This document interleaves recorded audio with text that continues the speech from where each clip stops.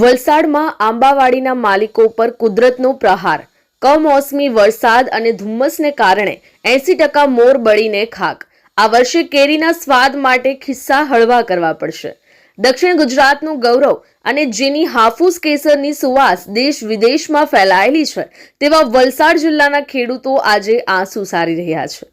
છેલ્લા કેટલાક સમયથી વાતાવરણમાં જે રીતે સતત પલટો આવી રહ્યો છે, તેણે આંબાવાડીઓના માલિકોની કમર તોડી નાખી છે। કમોસમી વરસાદ અને ધુમ્મસભર્યા વાતાવરણને કારણે આંબા પર આવેલો મોર બળીને ખાક થઈ ગયો છે। ખેડૂતોનું માનવું છે કે આ વર્ષે માત્ર 20 થી 30% જ ઉત્પાદન માંડ બચ્યું છે। વલસાડ જિલ્લો અત્યારે કુદરતી આફતનો સામનો કરી રહ્યો છે। જે આંબાવાડીઓ દર વર્ષે કેરીના વજનથી લચી પડતી હતી, ત્યાં આજે નરી આંખે નિરાશા દેખાઈ રહી છે। છેલ્લા એક મહિનામાં વાતાવરણમાં આવેલા અચાનક બદલાવ અને અતિશય ધુમ્મસને કારણે આંબા પર આવેલો કિંમતી મોર એટલે કે ફૂલ સંપૂર્ણપણે બળી ગયા છે। ખેડૂતોના જણાવ્યા અનુસાર અત્યાર સુધીમાં અંદાજે 70 થી 80% પાકને નુકસાન થઈ ચૂક્યું છે। હવે આંબા પર માત્ર 20 થી 30% જેટલી જ કેરીઓ બચી છે। આ સ્થિતિ ખેડૂતો માટે મોટો આર્થિક ફટકો સાબિત થઈ રહી છે, કારણ કે દવાના છંટકાવ અને મજૂરીનો ખર્ચ પણ નીકળવો મુશ્કેલ બન્યો છે। ઉત્પાદન ઘટવાને કારણે આ વર્ષે કેરીની સિઝન મોડી તો શરૂ થશે જ, સાથે સાથે બજારમાં આવક પણ ખૂબ ઓછી રહેશે।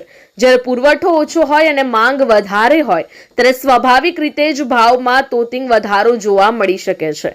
એટલે કે આ વર્ષે સામાન્ય જનતા માટે ફળોનો રાજા ગણાતી કેરીનો સ્વાદ ખાટો એટલે કે મોંઘો સાબિત થશે। આમ ગ્લોબલ વોર્મિંગ અને બદલાતી ઋતુચક્રની સીધી અસર હવે આપણા ખેતરો પર દેખાઈ રહી છે। વલસાડનો ખેડૂત અત્યારે સરકાર સામે મદદની મીટ માંડીને બેઠો છે।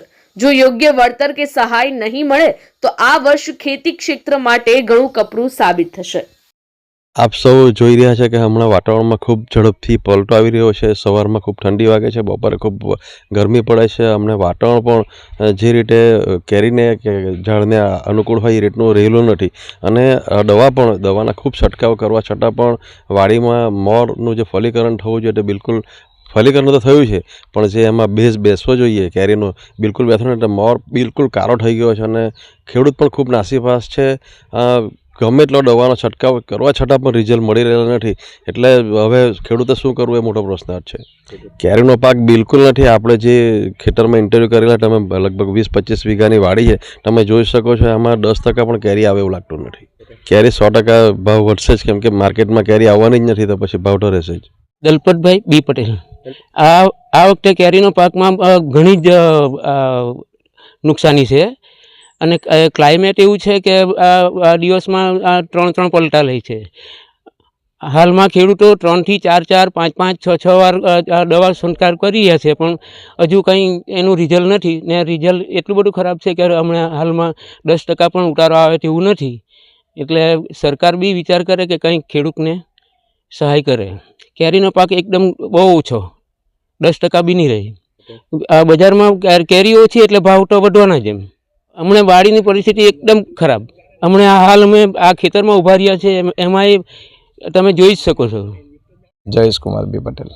સાહેબ, આ કેરીનો પાક એક વર્ષમાં એકવાર આવતો હોય અને પુષ્કળ મહેનત કરવા છતાં વેધર ચેન્જના લીધે કે સવારે ઠંડી લાગતી હોય, સાંજે કંઈક ઠંડી લાગે, પણ આખો દિવસ જે ગરમીનું જે વાતાવરણ હોય તેના લીધે જે કંઈ કેરીનો મોર પાસે જે બેહાણ આવવું જોઈએ એ આવેલું નથી અને મોર વાઇઝ જો ફૂટના આધારે જો 1-1, 2-2 કેરી હોય તો ખેડૂતને પાક પુષ્કળ પ્રમાણ મળી રહે એવું શક્યતા હતી, પરંતુ ટોટલ મોર મોટે ભાગે 80-90% મોર ખાલી ગયા છે અને જે કંઈ કણી બેહેલી હતી તે વેધર ચેન્જના લીધે પાકીને પડી ગઈ છે નીચે।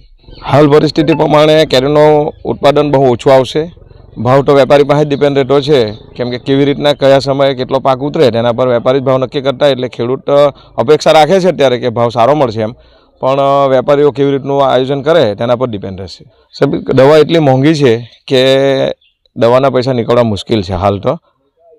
ભાવના લીધે થોડું ઘણું નીકળે તો એ 5-50% નીકળી આવે, બાકીનું તો બિલ બાકી રહી જાય એવી શક્યતા રહેશે। અમારી લાઈવ ન્યૂઝ 24 ચેનલને સબસ્ક્રાઇબ કરો, બેલ આઇકોન દબાવો, જેથી આવનાર ન્યૂઝ અપડેટ્સની નોટિફિકેશન આપ સુધી સૌથી પહેલા પહોંચે।